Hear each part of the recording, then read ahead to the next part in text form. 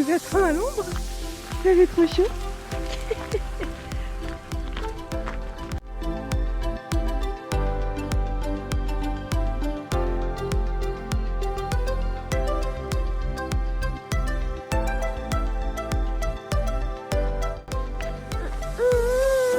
Oui, il y a plein de cheveux.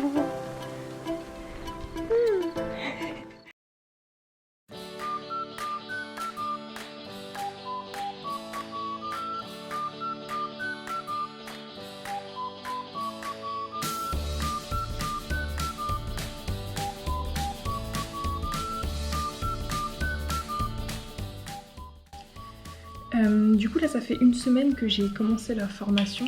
J'ai les deux formations, donc j'ai la formation de graphiste et la formation d'illustrateur. Dans la formation de graphiste on a 20 chapitres, dans la formation d'illustrateur on en a 26. Étant donné que moi je fais deux formations en même temps, j'essaie de me focaliser pour l'instant que sur la formation d'illustrateur, illustratrice.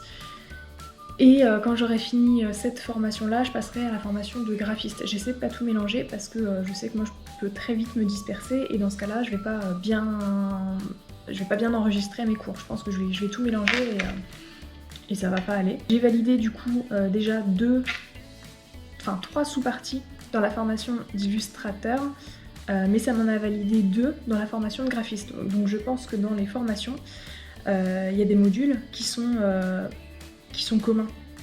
En fait c'était les bases, hein, notamment les perspectives, les couleurs, des choses comme ça, ça c'est commun aux deux formations. Donc ce qui est bien, c'est que quand tu valides déjà une formation, enfin une sous-partie dans une des formations, si elle se retrouve aussi dans l'autre, et bah tu la valides en même temps. Donc ça c'est plutôt bien, au moins ça fait pas perdre de temps.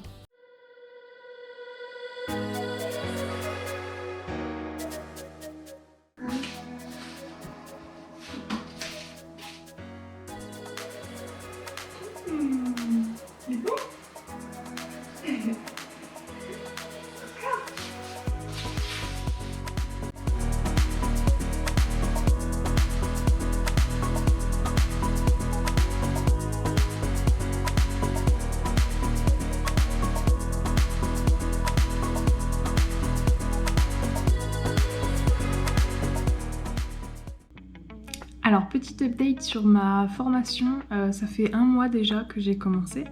J'avoue que j'ai pas vu le temps passer, en fait il y a tellement de choses à faire, tellement de choses à voir.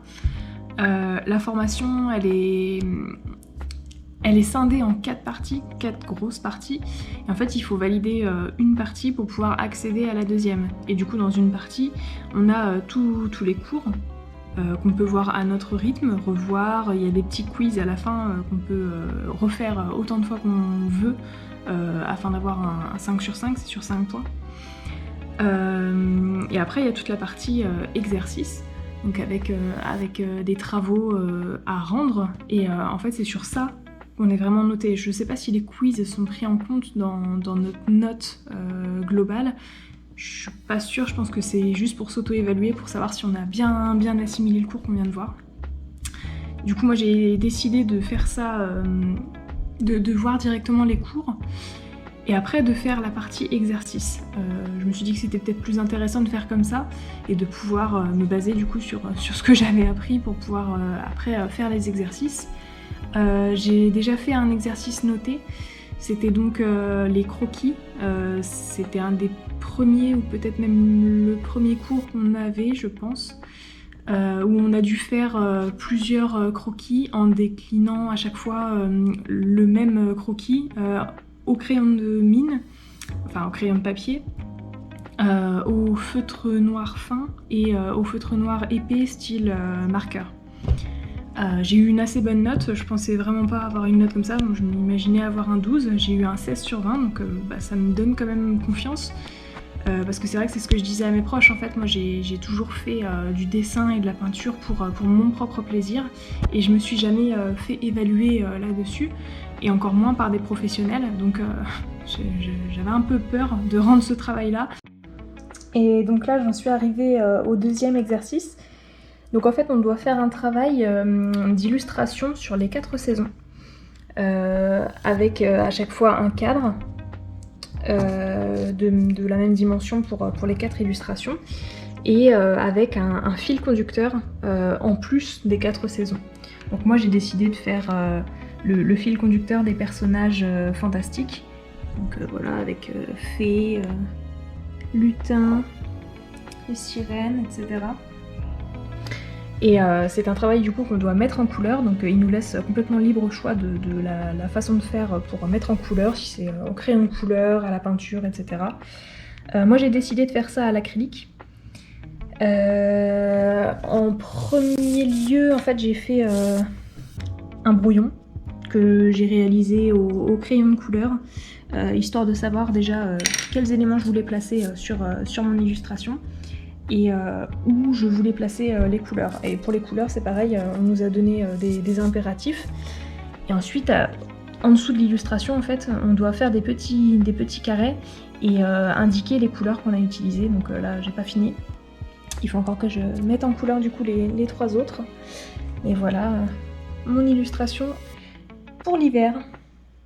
Du coup, c'est pas facile pour moi d'allier ma vie de maman et ma reconversion. Surtout qu'en plus, j'ai beaucoup de périodes où je suis quand même toute seule pour m'occuper de ma fille, donc j'essaie de m'organiser, de faire ce que j'ai à faire pendant qu'elle dort. Mais après, il y a aussi tout le reste en fait, hein. Il y a la maison à gérer, le chien à sortir. Vraiment, j'arrive à être assez organisée et j'avance plutôt vite. Je pensais pas pouvoir avancer à ce rythme-là, donc je suis plutôt satisfaite. J'espère que je vais pouvoir garder ce rythme-là sur le long terme, parce que c'est vrai que du coup je me repose jamais non plus, sauf la nuit, hein, mais voilà, si la nuit ma fille se réveille, le lendemain matin, elle se réveille très très tôt en plus. Là ce matin on s'est réveillé à 5h20 je crois, donc voilà, de 5h20 à 22h, 23h, je fais ma journée complète et j'enchaîne, et c'est vrai que je me pose pas vraiment, donc est-ce que je vais réussir à tenir ce rythme-là sur le long terme? J'en sais rien. Est-ce que je vais devoir opter pour une place en crèche pour ma fille 1 ou 2 jours par semaine, histoire de me laisser du temps pour travailler? Pourquoi pas?